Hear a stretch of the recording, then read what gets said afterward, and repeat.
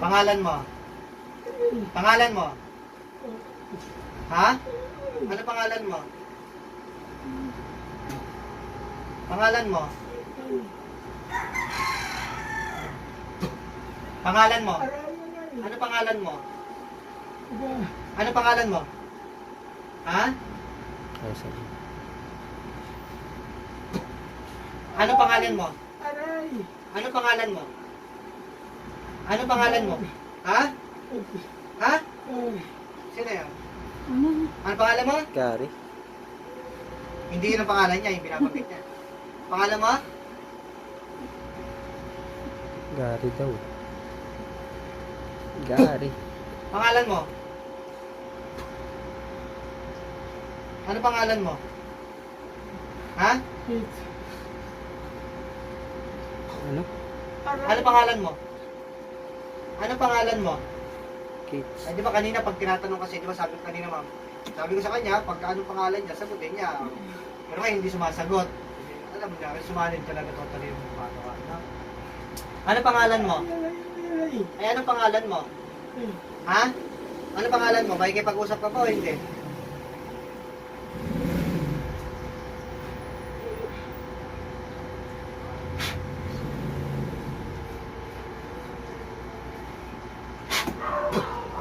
Ano pangalan mo? Ano pangalan mo? Anong pangalan mo? Ha?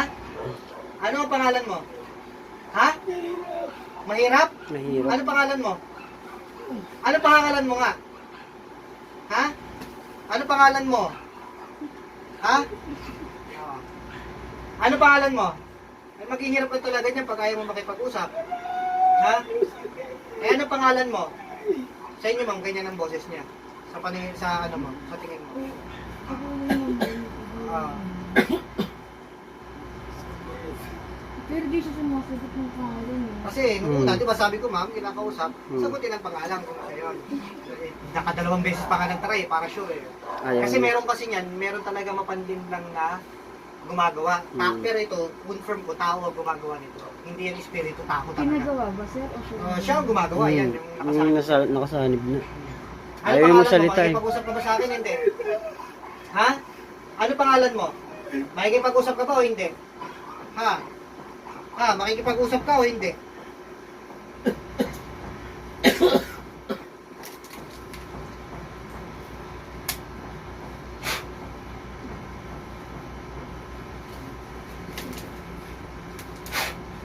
Ano? Makikipag-usap ka? Hindi.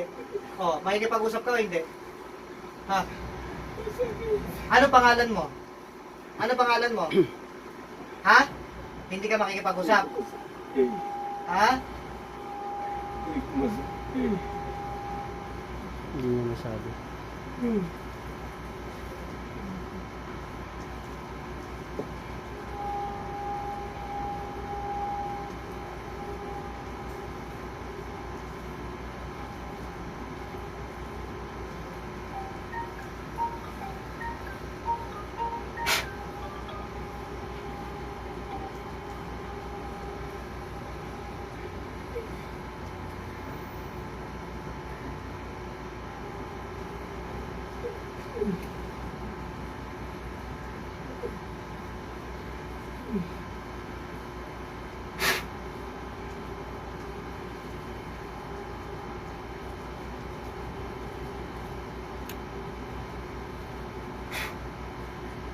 Mulat, sir, mulat. Ano, sir? Kilat. May naalala ka? Wala. Na nag-aaray ka sa sakit.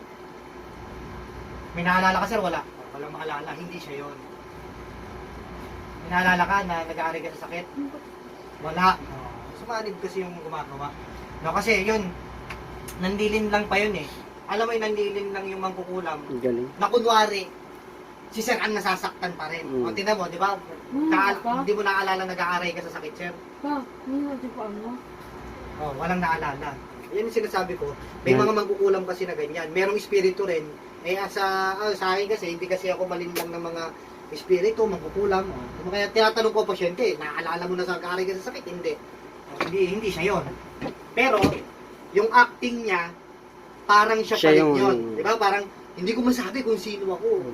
parang ibig sabihin, para isipin ng manggagamot o ng mga nakakapanood na yung pasyente pa rin yung nasasaktan. Kaya tinatanong ko, kino-confirm ko. Kasi ako, hindi ako malinlang ng mga bad spirits. Tama yun. Pero yan, confirm tao. Tingnan niya mga pinagagawa, buong katawan. No? Hindi specialista na, dermatologist, pati iba't ibang doktor. Nakailang doktor na po kayo? 5 na. 5 doktor.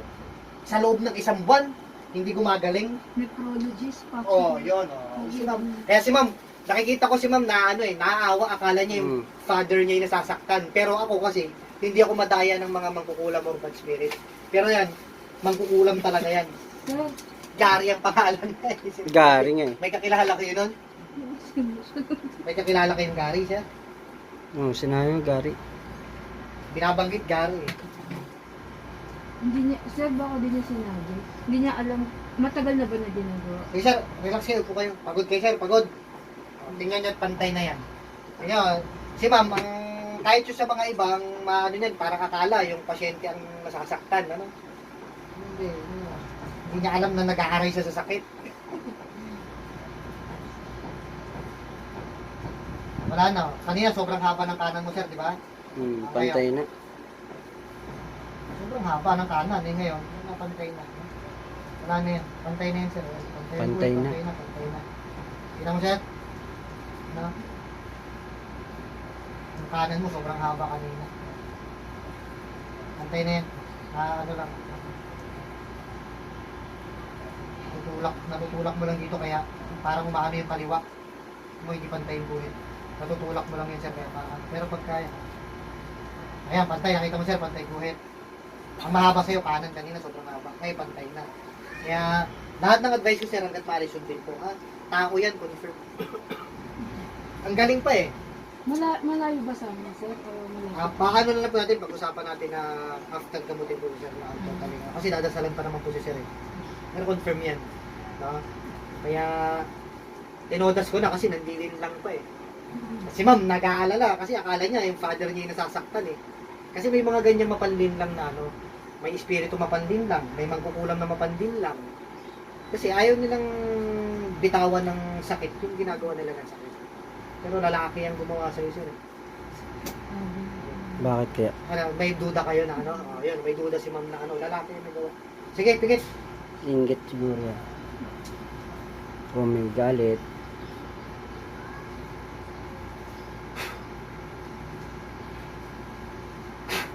Sige, ubusin. Ubusin po pa kayo, boss.